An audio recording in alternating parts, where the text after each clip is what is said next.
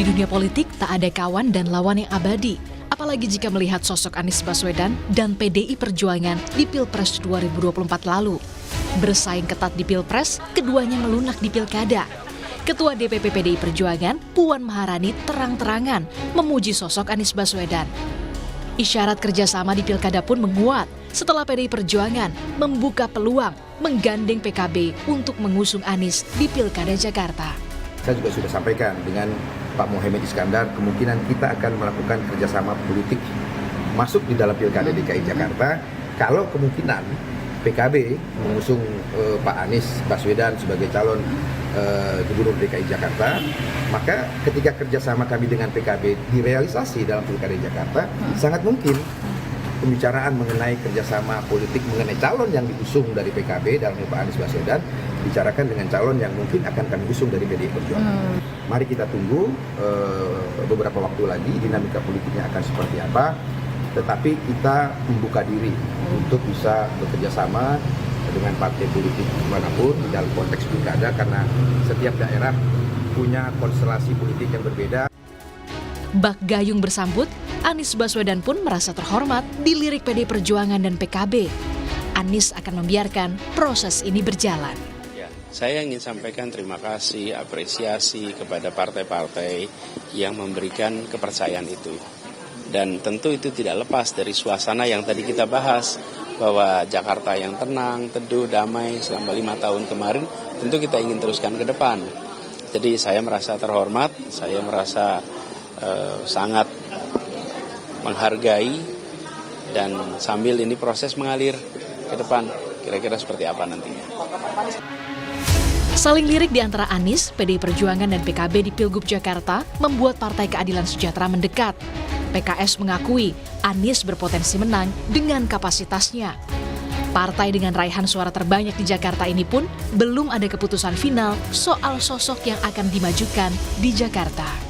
Ya, kami menghormati semua partai politik yang saat ini menggadang-gadang Pak Anies. Ya, kami juga melihat memang Pak Anies juga punya potensi, ya, punya rekam jejak yang baik, ya, punya prestasi, secara punya capacity to win dan capacity to govern. Tapi kami harus sampaikan bahwa PKS belum mengambil keputusan kepala daerah, salah satunya Jakarta, siapa yang akan diusung. Ya, aspirasi sudah masuk memang dari DPW PKS Jakarta untuk mengusung Pak Anies, dan kami tentu akan mempertimbangkan itu. Setidaknya ada 3 mantan gubernur yang mencuat di Pilgub Jakarta. Selain Anies dan Basuki Cahayapurnama, ada juga mantan Gubernur Jawa Barat Ridwan Kamil. Begitu pula dengan putra bungsu Presiden Jokowi, Kaesang Pangarep, yang ikut meramaikan bursa Pilgub Jakarta. Tim Liputan, Kompas TV.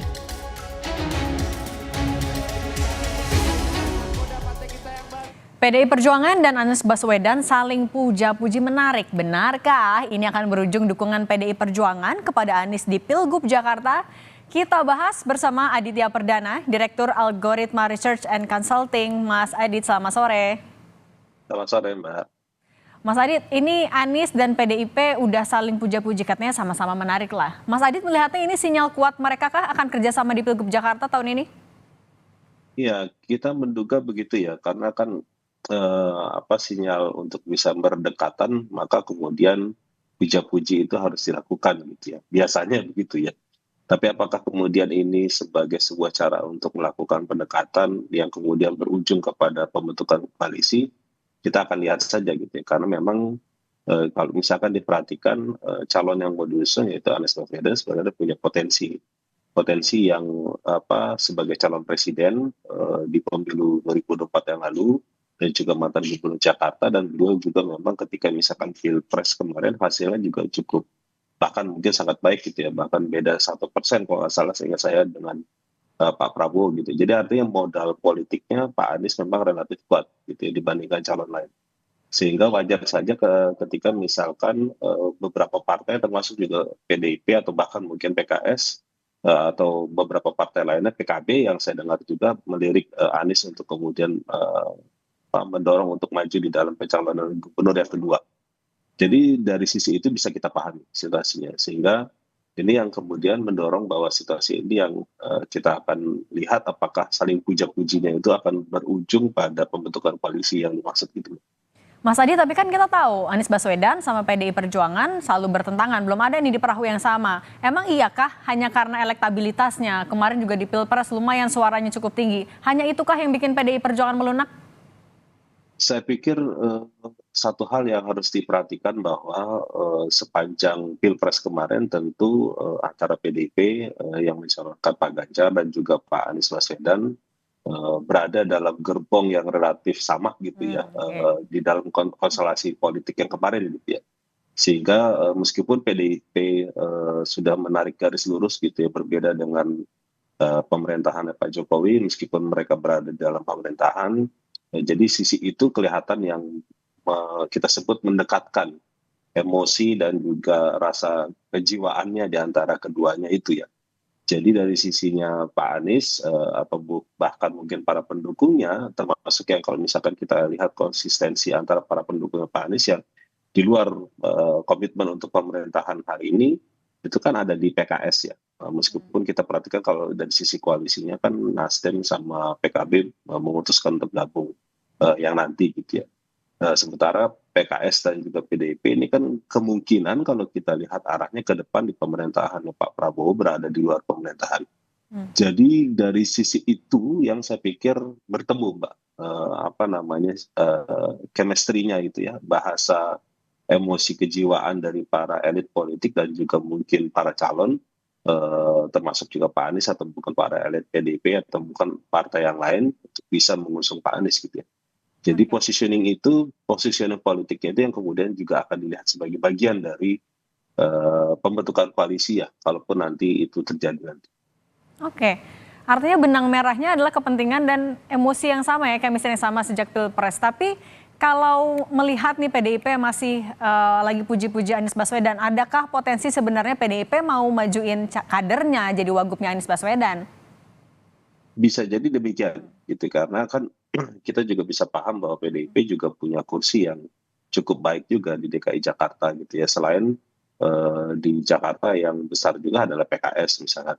Jadi kita bisa paham bahwa PDIP sebenarnya sebagai sebuah partai di Jakarta mereka punya kesempatan untuk memajukan calonnya. Bahkan beberapa yang saya dengar itu santer misalkan kayak Pak Ahok terus kemudian siapa lagi Pak Menteri Seskap gitu ya Pak Pramono, Pak Jarod dan segala macam itu sempat disebut-sebut. Bahkan terakhir yang saya dengar juga adalah Ketua DPRD mantan Ketua DPRD Pak Edi ya Prasetyo gitu itu juga disebut-sebut ya. Jadi artinya Pak PDIP punya potensi banyak calon gitu ya. Nah cuma persoalannya adalah apakah kesepakatan-kesepakatan yang akan mereka bangun itu akan terjadi atau tidak karena kan pembentukan koalisinya itu masih memungkinkan untuk bisa terjadi atau bahkan mungkin tidak jadi sama sekali gitu. Jadi kita masih bicara soal asumsi-asumsi dan kemungkinan-kemungkinan gini, Mbak. Oke, kan memang ada beberapa kader yang diajukan ya sama PDIP, misalnya tadi Prasetyo Edi. Tapi kan kita tahu PDIP nggak bisa maju sendiri kalau mau Betul. berkontestasi di pilkada. Nanti kira-kira PDIP biar bisa kuat nih mengusung Anies, siapa yang harus digandeng untuk jadi cawagupnya? Partainya juga mana aja, PKB kah? Yang saya dengar juga PKB sedang mencoba untuk mendekat ya. Dari sisi itu kita juga bisa memahami gitu PKB kenapa ingin mencalonkan Pak Anies ya karena track record terkait dengan Pilpres kemarin. Jadi itu kita bisa sangat paham. Jadi menurut saya adalah sosok Pak Anies ini adalah orang yang punya potensi kemenangan yang baik gitu ya. Sehingga tentu akan dilirik oleh partai politik lain gitu. Jadi pada saat yang bersama juga kita sangat paham track record di dalam pemerintahannya ketika menjadi gubernur juga dianggap baik. Jadi artinya dari sisi kepeluangan ini tentu akan ada banyak partai politik yang akan mau support koalisi ini. Cuma masalahnya adalah kita belum tahu keseriusan Pak Anies untuk mencalonkan apakah sudah menjawab iya atau tidak gitu ya. Di samping juga calon-calon lain. Calon-calon lain juga sedang menanti gitu ya, bahkan termasuk digadang-gadang seperti Ridwan Kamil gitu ya, yang juga belum menentukan pilihan mau di mana di Jakarta ataupun di Jawa Barat. Jadi konstelasi ini masih saling menunggu satu sama lain kali ya Mbak. Jadi ini yang menurut saya tambah menariknya tuh di situ karena di Jakarta itu masih saling lirik-lirikan satu sama lain, Pak Anies maju atau enggak gitu. Kalau nggak maju kan berarti ada potensi lain untuk bisa menang gitu ya. Bisa ikutan juga berkompetisi di situ. Gitu. Oke. Jadi memang masih menariknya ditambah itu, Mbak. Oke, kalau kan PDIP, PKB, PKS semuanya belum ada yang fix nih mau mengusung Anies apa enggak. Tapi kalau kemungkinan mereka bertiga berkoalisi, kan artinya ya lumayan lah, karena mereka chemistry-nya ataupun juga komunikasinya masih terus berlangsung. Jadi cawagupnya siapa nih kira-kira yang bisa membuat Anies semakin kuat di Jakarta? Ya, pilihannya kemudian adalah siapa yang kemudian akan mengajukan, apakah PDIP ataupun PKB misalkan, atau bersepakatnya siapa di luar itu, kalaupun mereka tidak punya titik temu terkait dengan itu. Jadi memang ini yang jadi perlu untuk dibicarakan gitu ya. Tentu pada saat yang bersamaan juga harus dicek respon masyarakat, pandangan publik ataupun popularitas dan elektabilitas dari calon yang mau diusung bersama Pak Anies, potensinya bagaimana. Kalau emang ternyata baik, positif, ya tentu tidak akan ada keberatan kalau misalkan calon itu bisa digandengkan gitu ya. Jadi memang ada beberapa hal yang saya pikir perlu untuk dicocokkan ya, bukan hanya soal chemistry-nya, tapi juga soal bagaimana respon dan tanggapan publik terhadap itu calon yang mau diajukan sebagai calon wakil gubernurnya nanti. Gitu. Ada Itu menjadi nama Andika Perkasa juga, Mas Adit. Gimana ngeliat peluangnya? Kalau Pak Andika saya pikir bisa saja gitu ya. Cuma masalahnya kemudian adalah Pak Andika kan tidak punya pengalaman sama sekali gitu ya untuk di level pemerintahan daerah, atau meskipun beliau adalah Panglima TNI gitu ya. Tapi maksudnya adalah yang nama-nama yang disebutkan oleh PDIP yang lalu itu kan mereka juga punya pengalaman di level eksekutif gitu, Mbak. Pak Jarod, terus kemudian Pak Ahok gitu ya, Pak Pras gitu ya, yang juga punya pengalaman di DKI gitu ya. Jadi ada banyak pertimbangan yang saya pikir juga harus dilihat gitu ya, dan penentunya tentu ada di pimpinan PDIP ya, kalaupun ingin mendorong bagaimana itu yang akan disodorkan siapa namanya. Oke, kalau misalnya nanti Anies Baswedan tetap maju di Pilkada Jakarta dengan siapapun partai politik yang mengusungnya, siapa kira-kira lawan yang sama-sama kuatnya lah, sepadan untuk melawan Anies di Pilkada Jakarta, Mas? Makanya ini pertarungan yang menurut saya masih saling menunggu ya. Kita belum tahu situasinya. Kalaupun yang sepadan, sepengetahuan saya ini juga data yang lama yang dan saya pikir masih konsisten gitu ya. Yang relevan itu adalah Ridwan Kamil gitu ya. Beliau memang punya potensi untuk bisa menjadi lawan dari Pak Anies kalau misalkan berkenan untuk maju. Dan kalau seandainya Ridwan Kamil juga ingin tarung di Jakarta, kalaupun tidak ada, maka ada calon lain yang sebenarnya bisa potensi. Tapi cuma masalahnya ini adalah kalau mau digaitkan dengan PDIP, maka dia itu adalah Ahok gitu ya. Tapi masalahnya kan Ahok tidak bersedia atau tidak gitu untuk dicalonkan jadi nomor 2 gitu. Itu yang juga jadi isu yang saya pikir perlu untuk dilihat. Tapi artinya saya nggak tahu kalau untuk Gerindra siapa yang kemungkinan akan maju ya, itu juga masih jadi catatan gitu ya. Masih saling menunggu satu sama lain. Jadi masih bisa berubah gitu Mbak situasi ini. Tapi kalaupun ditanya siapa yang paling potensial, ya memang Anies melawan Ridwan Kamil gitu. Mungkinkah PDIP sebenarnya mengajukan nama Anies Baswedan memang untuk mempersiapkan melawan Ridwan Kamil di Jakarta? Dugaan saya begitu, meskipun juga Ridwan Kamil juga posisi di Jawa Barat juga diinginkan gitu. Itu yang kadang-kadang kita masih belum jelas. Jadi kita masih belum bisa memahami endingnya di mana gitu. Calon-calon ini akan berlabuh dan kemudian mereka berkoalisi ataupun membentuk koalisinya itu seperti apa. Kita tunggu saja lah. Kita belum pasti dapat gambaran yang jelas karena semua masih abu-abu, Mbak. Oke. Mas Adit, kan PDIP mengajukan nama Anies Baswedan karena memang tidak ada sosok yang kuat di internalnya. Apakah kalau Mas Adit melihat ini sebenarnya kepentingan politik dari PDI Perjuangan atau gimana, Mas? Ya, saya pikir memang begitu ya. PDIP juga harus realistis gitu. Kalaupun mereka ingin tetap berkontribusi di Jakarta gitu, maka kemudian mereka harus mencalonkan calon yang tingkat kemenangan juga tinggi. Sebagai contoh misalkan kalau mau dipaksakan dari internal PDIP gitu ya untuk menjadi nomor 1 gitu sebagai calon gubernur, saya pikir tidak mudah gitu ya. Manakala posisi Pak Anies sendiri hari ini juga relatif baik gitu ya. Jadi eh, apa PDIP atau bahkan partai-partai lain juga berhitung soal itu.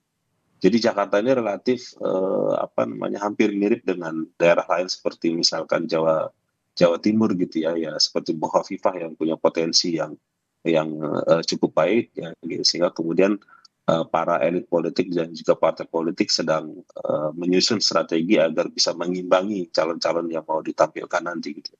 Jadi itu salah satu kemudian kenapa tarik ulurnya atau bahkan nama-nama ini masih sedang atau terus dibicarakan gitu ya.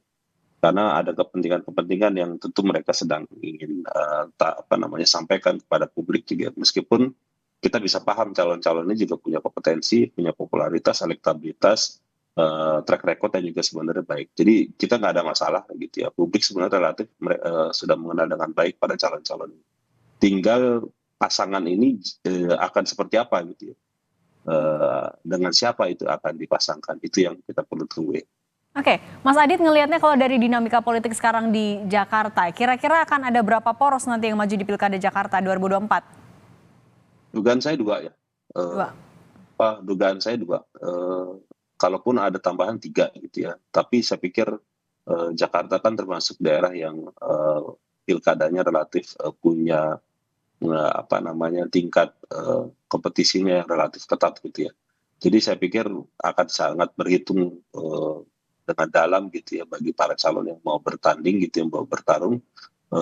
Tapi kalaupun ada 3 gitu atau 4 ya, kan ada calon independen 1 ya yang kemungkinan besar akan lolos gitu ya. Jadi mungkin kalau yang dari koalisi partai mungkin 2 ditambah calon independennya 1 atau bahkan mungkin dari partainya koalisi partai 3 dan mungkin calon independennya. Jadi total mungkin antara 3 atau 4 gitu ya. Kita lihat saja nanti. Nah, 3 poros itu siapa aja Mas kira-kira? Kita tunggu saja satu lagi Gerindra dan kita belum tahu ya apakah Gerindra dan Golkar itu akan jadi satu poros ya, termasuk sama PAN. Oke, Gerindra sih kemarin bilang udah mau dukung RK sebenarnya ya, tapi masih nunggu Golkar juga akan tugasin RK di mana ya berarti? Makanya itu balik lagi kan akhirnya muternya di situ gitu, itu muternya di situ, dan termasuk PAN juga saya yakin juga akan punya posisi yang relatif sama gitu ya. Nasdem juga kita belum tahu apakah mau ambil dukungan dengan bersama Anies atau bahkan mungkin bersama RK gitu ya. Nah, kita belum tahu juga kondisinya. Oke, pendaftaran memang masih lama ya Agustus, tapi sebenarnya apa yang masih ditunggu sih sama semua partai politik untuk deklarasi akan dukung ini secara pasti gitu? Ini seperti berpola Mbak, seperti layaknya pendaftaran Pilpres dan juga pilkada di banyak tempat gitu ya. Akan menjadi sangat baik gitu ya, putusan-putusan itu dilakukan di detik-detik terakhir dalam pandangan para elit politik gitu ya. Karena mereka merasa bahwa ketika keputusan itu dilakukan di detik-detik terakhir, maka putusan itu akan sudah fix gitu ya. Jadi tidak perlu ada kalkulasi lain atau bahkan diskusi-diskusi lain gitu ya. Sehingga waktu yang sekarang misalkan dari Juni sampai Agustus itu masih ada peluang bagi semua pihak yang ingin berkontestasi itu untuk terus melakukan dukungan politik gitu ya, mobilisasi dukungan politik baik itu kepada publik, masyarakat atau kepada elit-elit politik. Jadi itu langkah-langkah itu yang biasanya mereka lakukan untuk meyakinkan bahwa keseriusan terhadap calon yang mereka usung itu adalah benar-benar terjadi. Sehingga kondisi itu yang kemudian meyakinkan para pemutus kebijakan terutama di partai politik detik-detik terakhir itu mereka harus mengiyakan itu. Jadi banyak hal sih, terutama bagi yang mereka tidak punya modal politik ya, paling nggak kita bisa menduga di elektabilitas dan popularitas. 2 bulan itu menurut saya cukup waktu untuk bisa mereka sosialisasi. Tapi bagi calon seperti Anies Baswedan atau bahkan Ridwan Kamil gitu ya, itu menurut saya adalah butuh waktu untuk meyakinkan elit politiknya, bukan ke masyarakat, karena dari sisi masyarakat sudah cukup banyak yang tahu soal mereka, kiprahnya dan segala macam. Jadi itu yang bisa terjadi nanti. Kita tunggu akhirnya nanti detik-detik terakhir menuju penutupan pendaftaran. Terima kasih Mas Aditya Perdana, Direktur Algoritma Research and Consulting. Terima kasih sudah berbagi untuk Rumah Pemilu. Sehat selalu Mas. Sehat selalu.